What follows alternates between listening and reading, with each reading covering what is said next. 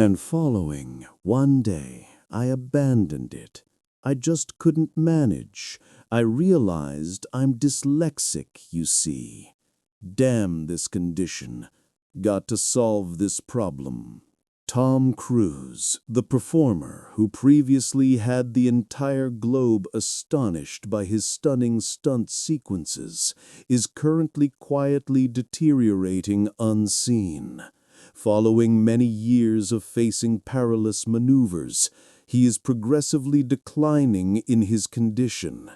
The damage from that dangerous ravine leap in Mission Impossible has rendered Tom's skeleton weakened, his respiration shallower, each movement a fight with his physical form.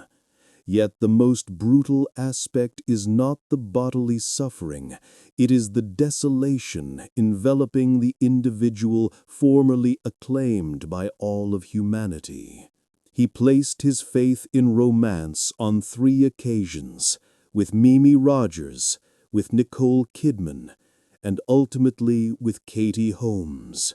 3 different partners, 3 distinct eras of his existence, every one concluding in sorrow.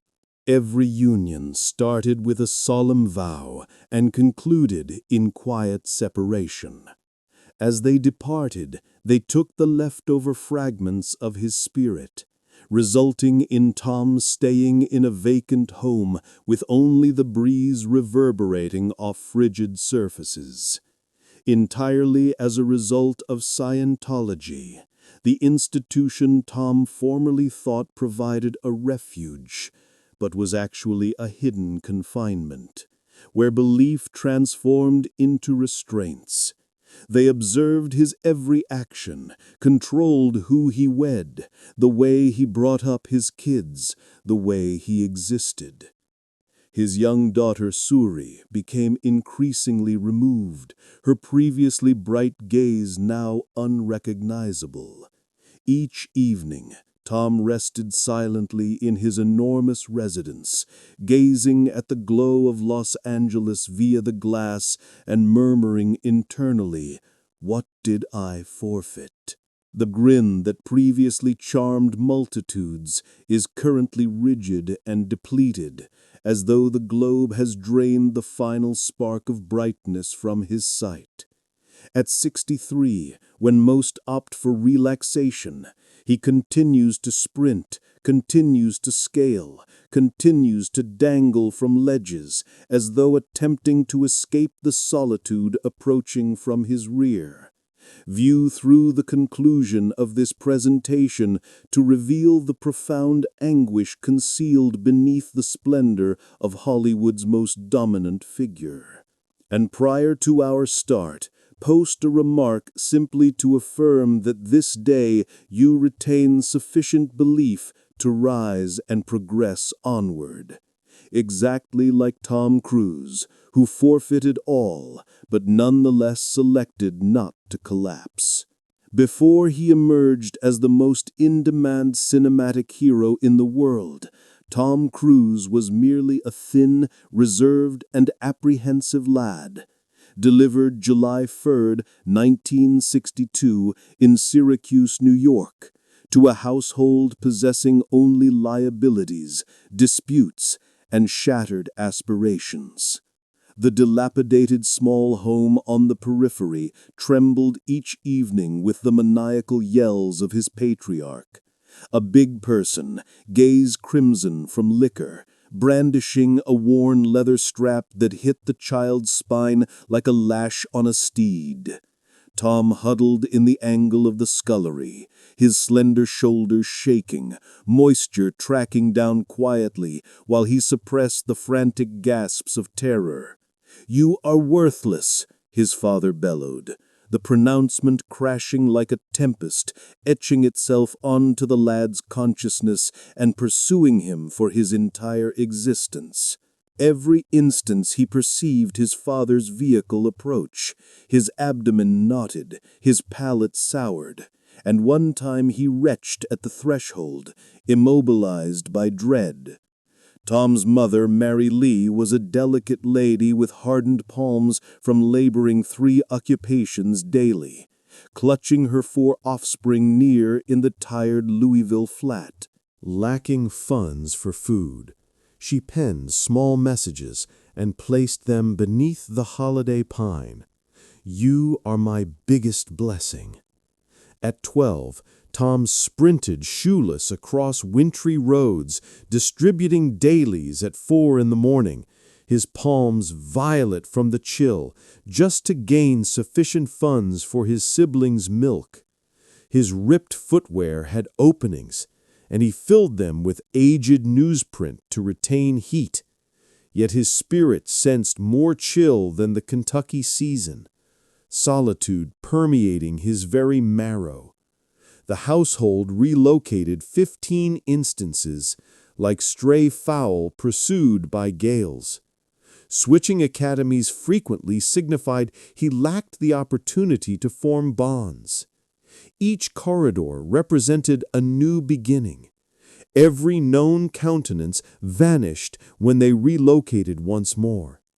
Each different campus was a fresh ordeal, facing harassment, enduring taunts such as small Tom, dumb Tom, Tom fraud, dyslexia. The term he wouldn't grasp until far later rendered him a pariah in the realm of youths. One time, the children secured him to a seat in the room, fluid dripping down his limb. Yet he remained motionless, retaining his respiration, fearful that returning home signified a further assault. Tom Cruise's actual conflict was not in the play area. It was within his own consciousness. Each leaf of print was an insurmountable barrier, every statement a torment. Educators believed he was idle. Peers ridiculed him for his halting, hesitant delivery. Decades after, he conceded with aching candor, "I perceived myself as ignorant. I sensed I had let my mother down." That humiliation never departed from him, an unseen mark profound enough to mold the person he would evolve into, rendering his spirit unsettled and defended. His mother and father at last separated in 1974. Tom observed his mother weep in the scullery, her palms shaking as she gripped the dissolution documents. He embraced her, sensing her pulse shattering. His patriarch departed, deserting the 4 of them in a flat lacking warmth. At 12, Tom assumed the role of the household's man. Despite being just 140 centimeters in height, slender as a stalk, he fantasized about a whole household, but he never realized he would confront 3 personal romantic sorrows later. From that point forward, he cultivated the resolve to exit his native place and reconstruct his existence. At 14, Tom pursued solace in belief. He registered at a Catholic theological school in Cincinnati, holding a minor aspiration to be ordained, to exist a tranquil life with meaning, and to possess at least one location where his soul could be at ease. For a single brief year, he trusted this might be his sanctuary. Yet one evening, he and a companion purloined blessed wine, intoxicated themselves foolishly, chuckling in the sanctuary, and were ejected the following day. He remained in the wintry pasture, garment ripped, moisture crystallizing on his face. Even the divine rejects me. The sensation of being refused, deserted, and segregated wove into an enduring anguish, akin to rime blanketing the lad's spirit. Not many experience misfortune as unyielding as Tom Cruise. Scarcely upright following a youth of brutality and isolation, he was plunged into a fresh surge of affliction, starker and more ruthless, submerging his youthful spirit in desperation. Each respiration appeared laden with terror, solitude, and unmended wounds. In 1980, the 18-year-old departed his residence, mounting a Greyhound coach to New York, carrying only $500 and a worn valise. He possessed practically naught, except a delicate aspiration and a fervent urge to demonstrate his value. During daylight, he performed any task to subsist, cleaning surfaces, serving patrons, transporting parcels, whatever paid for lodging. By evening, he sprinted through the metropolis to tryouts, denied so frequently he ceased tallying. Yet rather than shattering him, every refusal transformed into instruction. Each setback a pace toward a silent fortitude developing inside him. That tenacity was ultimately compensated. In 1981, his initial part, a minor auxiliary role with several indistinct sentences, compelled Tom to invest his whole being into each look and motion. 1 year afterward, in Taps, he obtained a more significant assignment, and on this occasion, Hollywood genuinely observed. An unrefined vitality, obstinate yet alluring, erupted from the youth, compelling everyone to pay attention. When Risky Business debuted in 1983, with only several moments in pale undergarments, Tom Cruise transformed into a societal sensation. From a ridiculed Academy lad to Hollywood's latest figurehead, yet splendor failed to nullify solitude or adversity. Dyslexia continued to plague him, morphing every screenplay into a harsh labyrinth. Sheets and sentences materialized as barriers he needed to demolish with unyielding determination. He devised his personal system, hue-designated notations, repetitive sound files, extended evenings, until every phrase permeated his very being. Disgrace transformed into method, frailty transformed into power. From The Color of Money to Rain Man, Tom assimilated how to position himself alongside icons like Paul Newman and Dustin Hoffman, not eclipsing them, but demonstrating he was worthy. And then, Born on the 4th of July, almost annihilated him.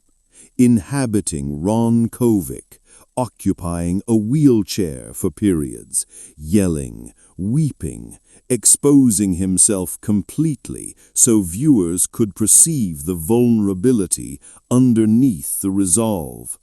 The subsequent 10 years, he immersed himself in each part. A Few Good Men, confronting Jack Nicholson, Mission Impossible, and Jerry Maguire, where he performed and managed, investing physique and intellect into every maneuver, every leap, every sentence. He did not merely portray, he resided within each persona, from the indestructible operative to the susceptible male seeking affection and purpose. With Magnolia, Tom demolished all conventions, embodying Frank T.J. Mackey, a figure proclaiming bogus self-assurance while decaying internally. Viewers were astounded by the crudeness and ferocity, yet from that susceptibility he prevailed. A series of Academy Award nods demonstrated that misfortune, anguish, isolation, and ceaseless exertion had crafted an unconquerable Tom Cruise. Potent yet delicate, a luminary, flawless in his flawed state. At the pinnacle of renown, when Hollywood deferred to his reputation, a different phase silently commenced, personal, precarious, and pivotal. An enigmatic congregation entered his existence, and from that juncture, fresh sorrows, profound and relentless, formally started. Tom Cruise commenced an association with Mimi Rogers during the mid-1980s, when his profession was just catching fire like a roaring blaze, yet fraught with peril and stress. Mimi, senior by some years, was lovely, refined, and had weathered numerous difficulties. For Tom, she was not merely a partner, but a navigating beacon, a delicate sanctuary in the perfidious ocean of Hollywood, where each grin might conceal falsehood, and every bulb recalled unmended injuries. Yet from the onset, their affection endured trials. Renown choked him day to day, and youthful scars remained engraved on Tom's spirit, like frigid gales gusting in the warm season. It was Mimi who introduced the entrance to the Church of Scientology, a faith she trusted would assist him in conquering dyslexia, discover internal equilibrium, and vanquish the powerlessness embedded in his youth. Initially, Tom accepted Scientology with inquisitiveness and optimism. "If this genuinely aids my self-comprehension, I will not relinquish it," he murmured, his low tone brimming with intensity. The seminars, the addresses, the dense volumes appeared to kindle a fresh spark within him, assisting Tom in remaining stable in a realm where attention and stress moved in tandem, where each motion was examined and every flaw amplified. Yet from the brightness, shadows emerged. Scientology progressively transformed into a specter enveloping him, an alluring maelstrom of manipulation. Tom became progressively dedicated, participating in higher-level seminars, contributing thousands in currency, as though procuring tranquility. Mimi, formerly a committed practitioner, started perceiving the expanding separation. She observed David Miscavige, the congregation's head, viewing Tom with covetous optics, as if spotting an unexploited resource. Chilly murmurs seeped into her hearing. "She is inadequate. We require a different spouse for him." Tom altered daily. He communicated less, contacted her less, his gaze remote, as though fixed on a location where she was absent. "You must preserve sanctity," he stated one evening, tone weighty like a judgment. Mimi rested there, moisture drenching the cushion, sensing the unseen chasm broadening between their previously connected spirits. On December 9, 1989, Tom submitted papers for lawful separation. Mimi was mid-production when she received the update via her attorney. She stiffened beneath the manufactured beams, palms shaking as she gripped the documents, her chest constricting as if encased in frost, moisture descending onto the chilly stage ground. "I introduced him to this realm, and currently he is deserting me," she murmured to herself, tone fracturing with distress. The dissolution became official on February 4, 1990. Mimi obtained $4 million, but her spirit fragmented like a sculpture damaged past mending. She departed Scientology shortly thereafter, severing all connections with the congregation, vanishing from public view, abandoning Tom Cruise, a person brimming with aspiration, yet solitude, and decisions that had secured his fate.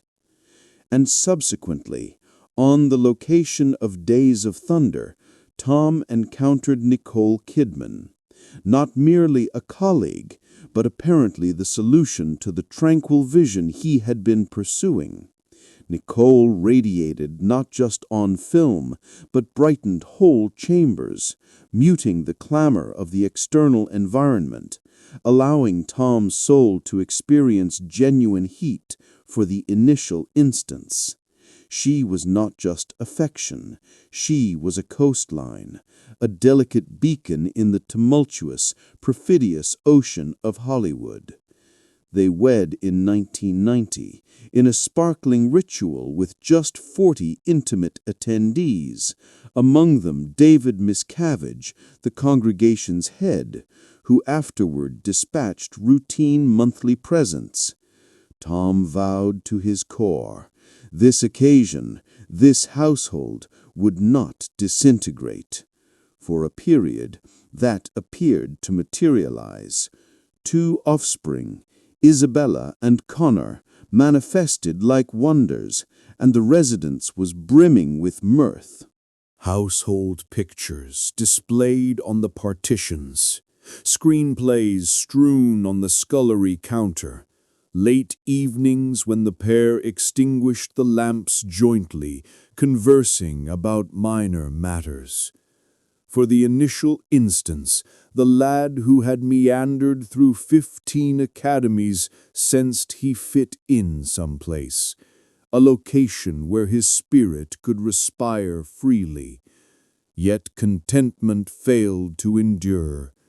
The initial fissure materialized, silent as respiration, like a shade gradually infiltrating the home. Scientology permeated more profoundly, morphing into an unseen tempest that enveloped Tom. He progressively participated in advanced seminars, contributed millions in currency, submerged himself in a realm of regulations and manipulation. Nicole, the offspring of a therapist, started to perceive the separation. She observed Miscavige view Tom as an unexploited resource, heard menacing murmurs, "She is inadequate. She will draw him apart from us." One evening, during the production of Eyes Wide Shut, Stanley Kubrick queried them on matrimony tips. Nicole wept in the changing area, sensing the broadening chasm. "Do you continue to love me, Tom?" she inquired, her tone shaking. Tom stayed quiet, gaze remote, as if peering toward a location Nicole could not access. In the periods that ensued, the anguish transformed into a harsh actuality. Nicole conceived, but subsequently endured an ectopic gestation and a spontaneous abortion. Clutching her abdomen, moisture descending, she murmured, "Why would the divine remove our infant?" Tom remained beside her, yet his look had turned foreign, frigid, like an unseen barrier dividing 2 spirits. Scientology retained detectives to observe each communication. Every syllable Nicole uttered was monitored. The residence that was formerly an emblem of perpetuity now reverberated with the noise of forfeiture. They agonized in 2 distinct manners, she quiet, he reactive, she desiring intimacy, he moving apart. In 2001, the inconceivable transpired.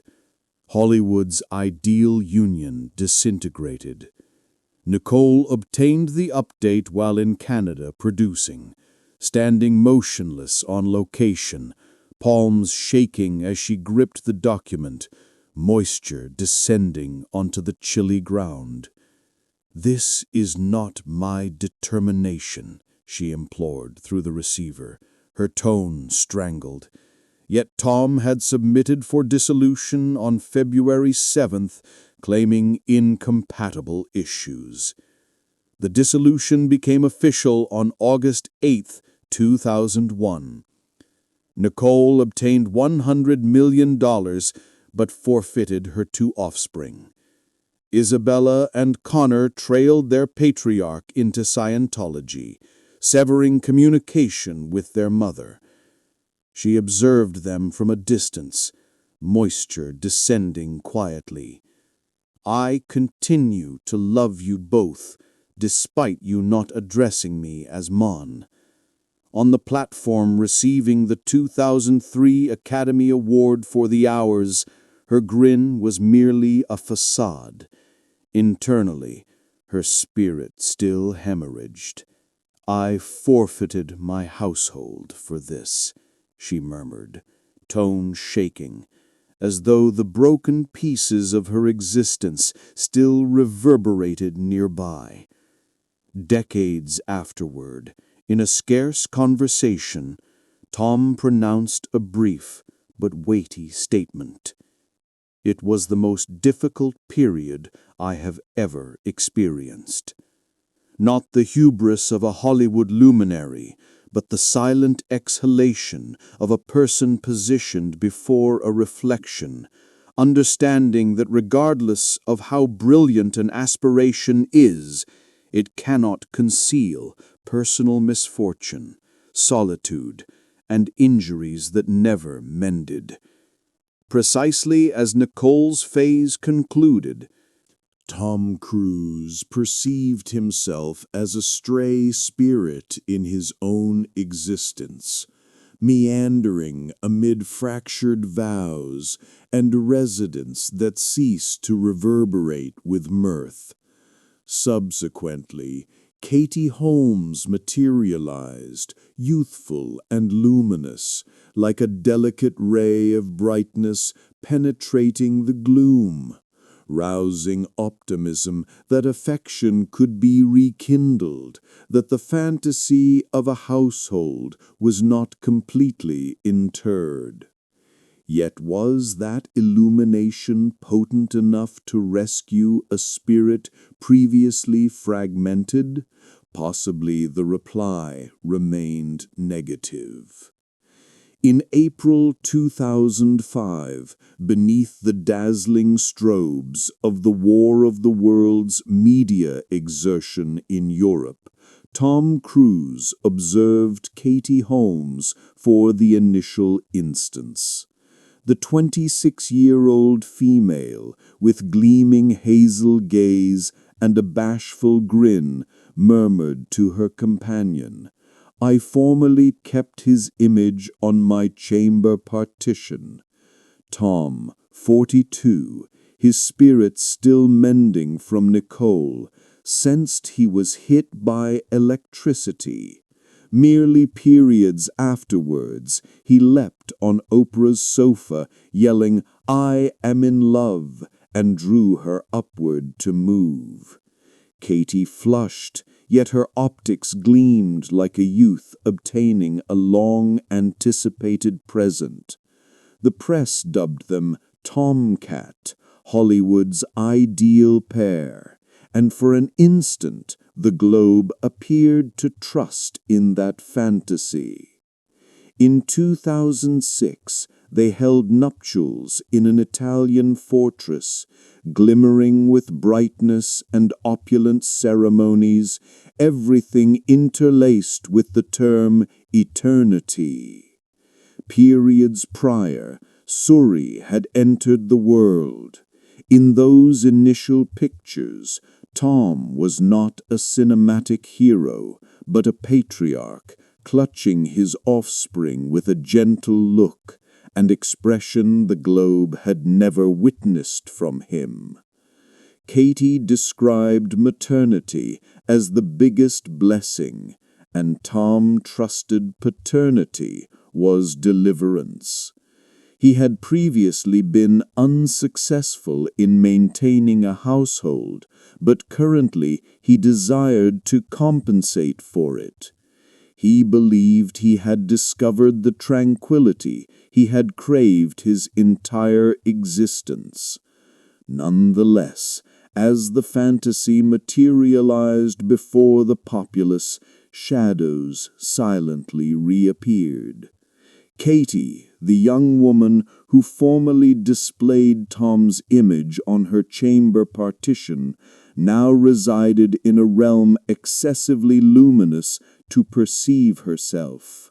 The beams, the media, the barriers of Scientology, all gradually encircling her. Companions stated her sphere shrank increasingly until she understood that the shimmer of renown was occasionally an illumination capable of searing a spirit. Tom, with his steadfast conviction in system and regulation as life's bedrock, discovered organization within Scientology. Yet while he perceived steadiness, Katie sensed the barriers constricting. Scientology started to infiltrate like a shade. Sea Org personnel resided in their house, preparing meals, tidying, and observing all activities. Katie sensed she was smothered. She studied auditing, enrolled in seminars, but her spirit, nurtured in the Catholic faith, started to object. "I do not desire Suri maturing in this environment," she murmured to her mother via the receiver, tone shaking. Tom became more remote, auditing for extended periods, contributing millions. Katie observed him.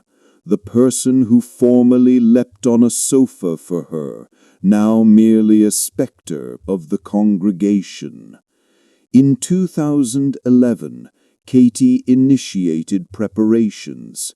She covertly retained attorneys, utilized disposable devices, relocated to New York with Suri. She dread her offspring being compelled into Sea Org, affixing a billion-year agreement at 5 years old. Each evening she clutched Suri during her slumber, moisture descending. "I will not permit any person to remove you from me." Tom possessed no inkling. He was producing Mission Impossible in Europe, trusting the household was sound. In 2012, immediately preceding Tom's 50th birthday, everything disintegrated. Katie, quiet and resolute, enacted her departure strategy in complete confidentiality. She employed transient devices, communicated with attorneys, concealed every action, not from dread, but from parental drive. Her sole objective, safeguard her offspring. In merely 11 days, the union formerly viewed as a fantasy fractured without forewarning. To the globe, it was an astonishment. To Katie, emancipation. To Tom, a catastrophe. He subsequently conceded in a rough tone, "I did not anticipate it."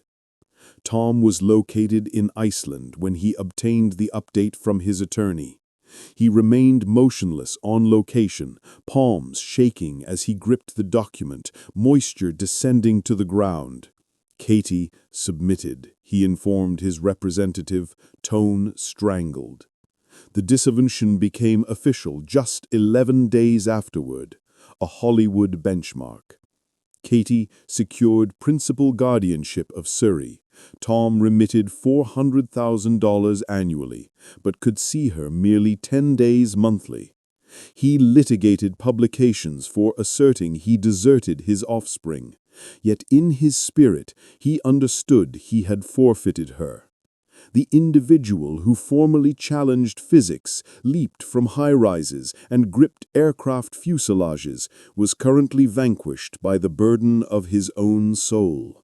The injury was not in the dissolution documents, but in the separation between him and his offspring. Guardianship rested with Katie. Tom persisted in remitting aid, 400,000 annually, until Surrey reached 18.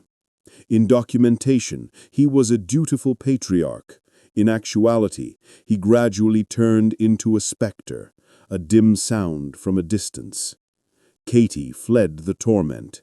She registered Surrey in a Catholic academy, altered her surname to Noel, and resided modestly in New York. She observed Surrey mature, moisture descending. "You are the biggest delight of my existence." Tom had not been witnessed with Surrey in public settings since 2012, exceeding 4,000 days. He telephoned, dispatched presents, but the young woman ceased addressing him as Dad. Scientology persisted as the barrier separating them. They never reunited. Katie refrained from uttering Tom's name, only stating, "We continue as Surrey's mother and father." Currently, Tom Cruise confronts everyday solitude within a vacant residence, a reverberating quietness where just respiration and the agitated pulse of his own spirit persist. Yet the actual misfortune, more alarming, is that his physique has commenced indicating its deterioration with maturity. At 63, each movement, each inhalation is a notification that chronology excuses no person, not even a Hollywood icon. In 2017, while producing Mission Impossible, Fallout, on London parapets, Tom leaped merely a fraction shy, but the collision of his form striking the partition resounded dreadfully. His joint fragmented, aching surging up his limb like a searing electrical flow, yet he faltered, still attempting to sprint several paces to conclude the scene. In that instant, the entire globe perceived bravery, but solely he recognized that the fracturing noise was bone-sundering, an anguish nobody else could partake in. "It is genuine. That is me fracturing," he stated, while watching the recording, tone trembling. Nonetheless, he proceeded, hurling himself into subsequent maneuvers. Physicians instructed him to recuperate, but Tom simply grinned, acknowledged, and reappeared on location periods ahead of schedule. Each movement was a quiet screech, a quivering jolt of agony beneath a placid facade. "I must continue proceeding," he stated, tone subdued but resolute, as though ceasing was more dreadful than shattering. His shoulder had ruptured, ribs fractured on multiple occasions, scorches and contusions creating a conflict chart on a person who perpetually neared the boundary of his capacities. In 2023, a maneuver nearly claimed his existence. Fragmented ribs, each inhalation like slivers of crystal slicing into his chest. The entire team appalled. He merely commented, "The anguish will fade. The movie endures eternally." In Rogue Nation, he conditioned to suspend his respiration submerged for 6 minutes. On film, he seemed serene in the profound sea. But off-camera, attendants waited, gaze on the timepiece, fearful for his survival. When he emerged, visage pallid, physique trembling, everyone understood no artificial enhancements could substitute this fortitude. "You comprehend how delicate you are," he conceded, an acrid admission, additionally a caution. The Burj Khalifa structure ascent was yet more severe. Beneath him extended the entirety of Dubai, thousands of meters of vacant atmosphere. Security lines would apprehend him if he descended, yet his hemorrhaging palms gripped at metal and crystal. He gazed downward, a second of astonishment. If I release, that is the end. Each hoist skyward was not merely a maneuver. It was a penalty he selected, a method to demonstrate to himself he retained command over dread. Amidst it all, Tom never ceased, not because he was unable to fail, but because each mark, each evening with cold compresses, each dawn of dulling agony notified him that failing had never been a conclusion. When Top Gun Maverick returned him to the pinnacle, viewers perceived the grin, the bravery, but not many realized those victories were financed with decades of bodily forfeit. At 63, Tom exists in a peculiar contradiction. His physique remains a stronghold, molded by rigid regulation, hours of conditioning, as though chronology were the adversary. His articulations have commenced to protest. His previously fractured joint occasionally pulses. His incompletely mended ribs smart with every inhalation. You do not overlook those descents. Your form perpetually recalls, he stated. Tone subdued, look remote. Yet the most profound injury is not in the skeleton. It courses in his circulation, where affection formerly resided, and now only the reverberation of forfeiture persists. Even in tranquil instances with Ana de Armas, hushed meals, exchanged looks, and assured paces on the crimson rug, Cruz's visage persists as a somber composition, authored by chronology and slight alteration. Plumper features, a more defined mandible, luminous but remote optics, vestiges of the dread that maturity will curtail every instant. Each nullified crease, every sharpened attribute, is not simply aesthetic, but a delicate plating protecting his quiet terror of forfeiting his identity. Tom Cruise's life, from an isolated lad with a youth marred by brutality and volatility, to a Hollywood luminary gleaming brilliantly, yet afflicted by stress, contention, and relational misfortune, causes us to question. Can the radiance of renown ever genuinely nullify mortal anguish?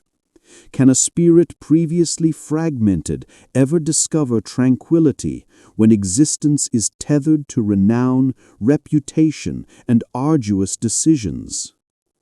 We appreciate you accompanying us to investigate the seldom seen aspects of Tom Cruise's existence.